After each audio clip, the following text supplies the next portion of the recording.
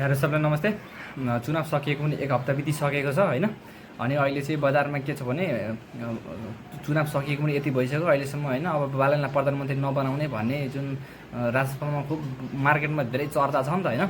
पुरानो पार्टीहरूद्वारा पनि सायद मिडिया ट्रायल होइन, यस्तो एउटा सामाजिक सञ्जालमा अब बालनलाई धोका विशेषज्ञ वरिष्ठ विशेषज्ञहरू पनि होइन त्यस्तै टाइपको सुनेर अलिकति केही भनौँ भनेर आएको होइन।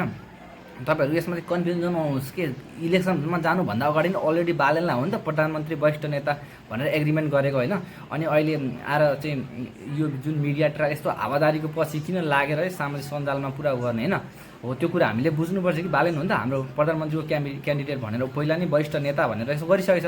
सो त्यो कुरामा चाहिँ धेरै मार्केटहरूमा उ भएर मैले केही भन्नु भनेर पनि आएको।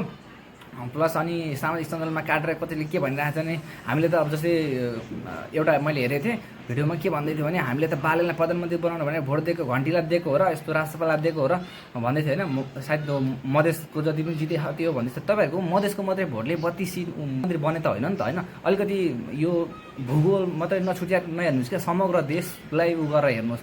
तपाईँहरूको मात्रै 32 सिटलाई बने त होइन नि त होइन। अलरेडी थाहा छ यार प्रधानमन्त्री त बालन सानी बन्ने हो होइन, एग्रिमेन्ट छ। अनि त्यो विषयमा लिएर किन यति धेरै ऊ पहिला मिडिया ट्रायल होइन, यति धेरै किन टाउको दुखाइको विषय नै छैन नि मिडिया ट्रायल गर्न होइन।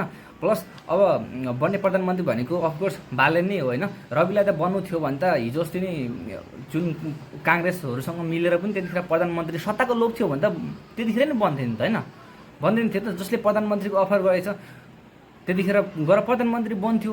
जो मान्छेले आफूभन्दा राम्रो आउँछ, यदि पार्टीभित्र जो राम्रो मान्छे आउँछ क्यापेबल जुन हुन्छ त्यो व्यक्तिलाई ठाउँ दिइराखेको छ हेर्नु होइन। अरू पार्टीमा त्यस्तो थियो त हो। त्यो कुरा दुइटै समर्थनहरू त एक हुने हो नि त।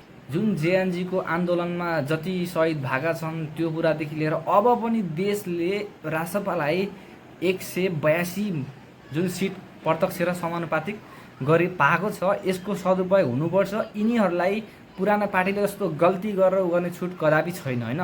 किन भन्दा यो त धेरै सङ्घर्ष धेरैजनाको बलिदान हो नि त होइन। 76 जना जेएनजीको शहीद भएका छन्। यो हरेक कुराहरू हेर्नुपर्छ। अब पछिल्लाले जस्तो जुन गल्ती गरे तिनीहरूले त गरे, हामीले पनि थोरै गरौँ भने कदापि राष्ट्रपाललाई छुट छैन है। यो चाहिँ 100%। त्यो भयो भने यदि हरेक भ्रष्टाचार हरेक जहाँ पनि हुन्छ नि आम जनतालाई दुःख दिने ठाउँमा त्यहाँ पुरै खबरदार हुनुपर्छ। सबै ठाउँ सुध्रिनुपर्छ। जहाँ घोषणापत्र भनेको कुरा छ, जुन बाचापत्र गरेछ त्यो पुरा हुनुपर्छ। यो कुरा हो र म यही कुरा भन्न चाहन्छु।